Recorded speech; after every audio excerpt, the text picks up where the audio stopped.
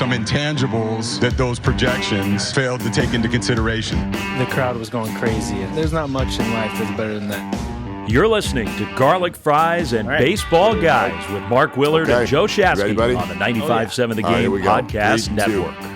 All right, what's going on? Next episode, Garlic Fries and Baseball Guys. Here we go with Joe Shasky, Mark Willard, and it was an interesting week, at least in the midst of, not a lot of baseball drama, but we did get a few things. A vote of confidence for certain high-level Giants. We'll talk about that. More free agency rumors, Zach Littell drama with Gabe Kapler, all of it coming up in a moment. But, my man, let's start with Brandon Belt. So we all know the situation he's in, the procedure that he's had. Is his career over? Is just his Giants career over? Or could there still be some meat on the bone? That's all TBD, but I'll predict this, and we'll play it for you here in just a second. I will predict that whenever Brandon's done, Brandon's going to get real popular as a post-career Giant, just because of his way. He's kind of quick, sarcastic. You know how it goes. The guy that frustrates you while he's playing, once he's not playing anymore, you kind of tend to only remember the good moments. Great appearance with Kruk and Kuip on NBC Sports Bay Area. What kind of stood out to you? Yeah, well, a couple of things. I totally agree with you on that that final comment, talking about how we're going to remember him. I do think 5 years from now, oh my God, even the biggest anti-Brandon Belt fan, who's a Giants fan, is probably going to be like, you know what? I long for Brandon Belt because he was there for so long. And I think when you have that familiarity, you poke holes in everybody's game. Like, that's just the reality of it. And again, I told this to you before. He was the first baseman during the most successful run that they've had since coming to San Francisco as an organization. It was interesting to hear him be so candid and be himself. I do feel like the last 2.5, 3 years or so, a very mature, different, more open version of Brandon Belt. I don't know if this guy was inside of him the whole time or if this is just who he's blossomed into as he gets older. The part that he was talking about his knee and he was talking about how healthy he felt. And I didn't know whether he was saying, I want to come back to the Giants or I want to come back to baseball. And he was also simultaneously bidding adieu to the Giants fans. I had a tough time trying to interpret what was going on there. Well, I think it was all of those things. I mean, he made it clear, yes, he wants to play baseball. Among the other quotes, I really rather not play anywhere else. He loves the Bay Area, right? I know he lives out in Lafayette. Like, I think he's settled in very nicely. When you're in one spot as a professional athlete for a decade, that's a big deal. So I think he would love to keep playing. I think he would love for it to continue being a Giant, but he also knows that maybe for the first time in his career, this is totally out of his hands. Somebody's got to want him. Doesn't know if, and he probably is questioning his own body. Like, he doesn't even know if he's actually going to be ready. But you combine that with he's selling himself too. You know what I mean? Like, I feel better than I ever have in my career. How many times have you seen an athlete say that? Like, I mean, no, you don't. At 35, you do not feel better than you do when you're 22, no matter what. I don't care. And you just had surgery last week. So you can say all of those things because he wants to play. Yeah. And so he's maybe trying to talk himself into it. He's trying to talk another team into it. But I thought it was exactly what you said. It was a combo platter of, I'd like to be back, but if this is goodbye, I want to have the chance to say goodbye. Yeah.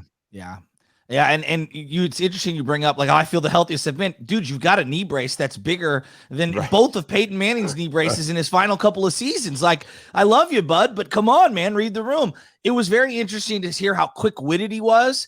I don't think he'll ever want to do this, but I could see him actually being quite a good broadcaster. I don't know if that's what he wants to do. And I don't know, like a lot of these guys that get paid the amount that he got paid, you reach a level of financial security. Why would you want to go on the road? Why would you want to go through the grind? But I thought he was really good in the booth, and I didn't know this version of him existed. Yeah, I think what happens, couple things on that, because there is a way to do it without having to travel a whole lot. Maybe he wants to be a studio guy, and an analyst that's not doing play-by-play. That's one thing. Number two, I've always felt Brandon had this. Whenever we got to hear him talk, you heard a very wry sense of humor, a really smart guy, somebody who understands the whole process of media and baseball and whatnot. But he also got big enough in that clubhouse where he only had to talk when he had to talk. Yeah. Here's what I mean by that. Like, you watch this with a lot of pro athletes. Like, let's do this exercise with the Warriors right now. Okay. Let's say you or I was going to reach out to Raymond Ritter, who's the PR guy for the Warriors, and you want someone to come on your show tomorrow from the roster. Who are you asking him to get?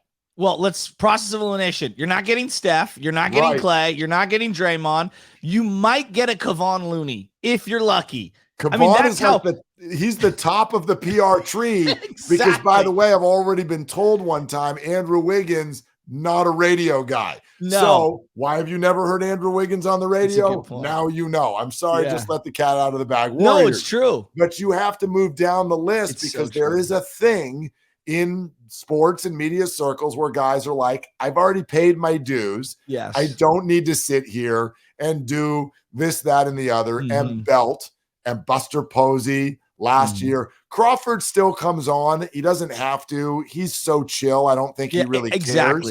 But Brandon didn't have to do that.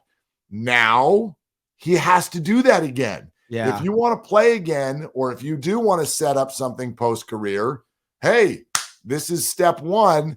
And you're right. He does it well. In fact, let's take a listen to something that I felt was a very, very good start. You ever want to do something in media circles for the Giants? Just pop into a microphone and say something like this. Well, if you had the great honor of playing your entire career in a Giants uniform, and this is your home park. Absolutely. And, you know, like I've said before, I hope I get to keep doing that because I really love the Bay Area. I absolutely love this organization. I love the fans. There's really nowhere else I want to play. So we'll see what happens. This is a business, you know, stuff happens. I don't know what's going to happen, but all I know is I'm going to get as strong as I can and get ready to play baseball next year. And hopefully I get to see these guys again because I love my teammates as well. So you compliment the city, you compliment the team. By the way, many people heard he also went on a lengthy compliment of Kruk and Kipe. He said, you guys, I've heard every broadcaster in the business. You guys are the absolute best. I'm honored that you called all my games through this year.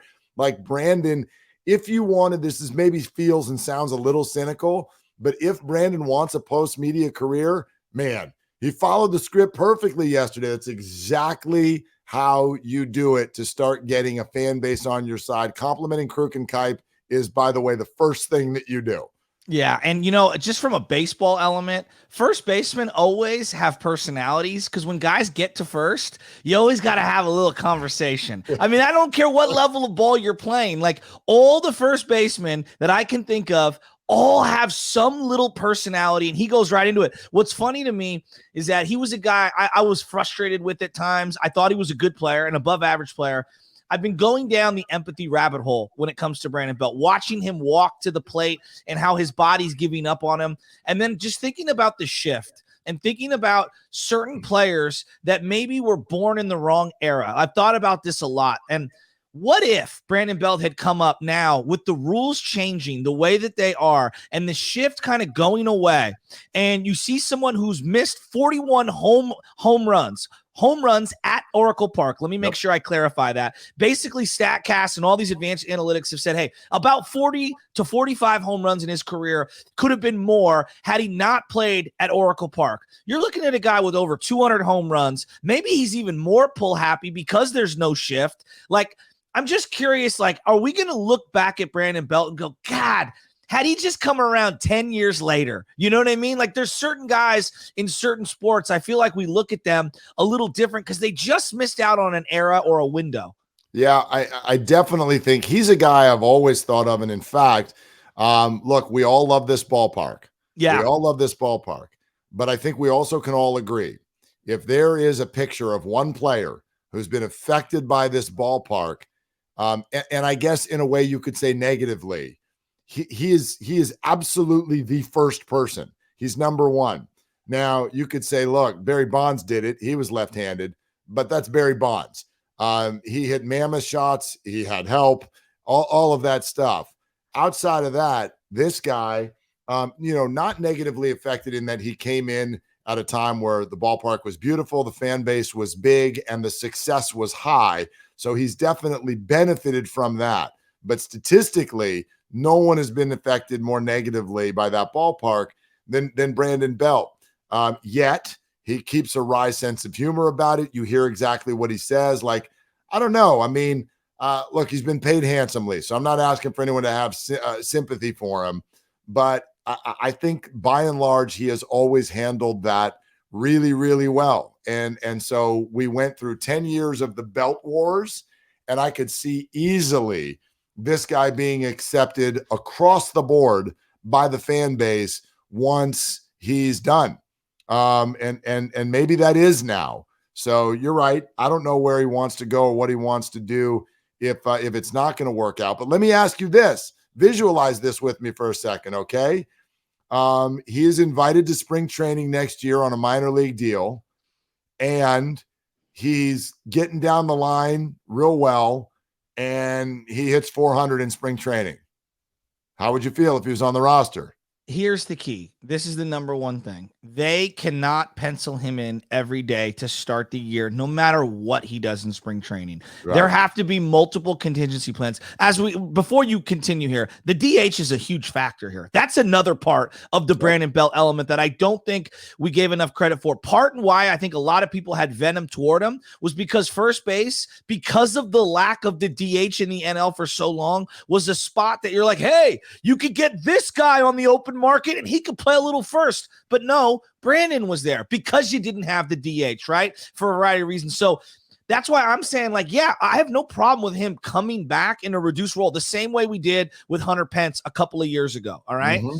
But you cannot pencil him in and visualize him like we did this year, heading into this year. Hey, he's your everyday first baseman. He's going to play 110, 115 games. I mean, that's not going to happen. One last thing as we go down this rabbit hole of his career and kind of looking back. And I don't think this is revisionist history. I'm asking out loud. Bond's clearly a unicorn. Bond's clearly the outlier here. Who's the second best hitter in the history of Oracle Park, left-handed? It's Brandon Belt, and I don't think it's close. The second best left-handed hitter in the history of Oracle Park. I mean, the only other candidates that popped in my mind are JT Snow, and he was both parks. Yeah. You know, Brandon Crawford, and outside of last year, that answer's a no. Gosh, I mean, I didn't mean to throw one at you, but think about it. Like I'm just running my mind through all of the people. We never phrase it that way, Mark. No. And that's something I think, again, I'll be the first to admit, I've been vocally against the dude. And then I started thinking again, because I've been feeling bad about all the years I crushed this guy. And I'm saying, really, I think I need to kind of recondition myself and how I'm viewing him. Yeah, absolutely. I mean, look, even now, it's just actually while you were talking, I was just looking at a Brandon Belt sort of statistical page, and you look at career numbers, and we're always like at the end of a career, we're always thinking in terms of Hall of Fame and how are we going to label someone, and so obviously this is nothing near that. But when you see one uniform, 175 home runs, and an OPS well north of 800. Exactly. I don't know what to tell people. That's a good baseball player. That's a really successful baseball player. Absolutely. And look, and everyone's going, "What, Willie McCovey?" Look, to hit 500 home runs, most people can't even count how many guys have 500 career home runs in the history of the game for 200 years. It's a very short list. Right. We're not going to name a body of water after Brandon Belt. Exactly. That's right. I get that. But that does mean he still deserves his just due is where I'm going at. There's got to be a bar that's lower than Willie McCovey, for crying out loud. So, yeah. All right. So real interesting on Brandon Belt.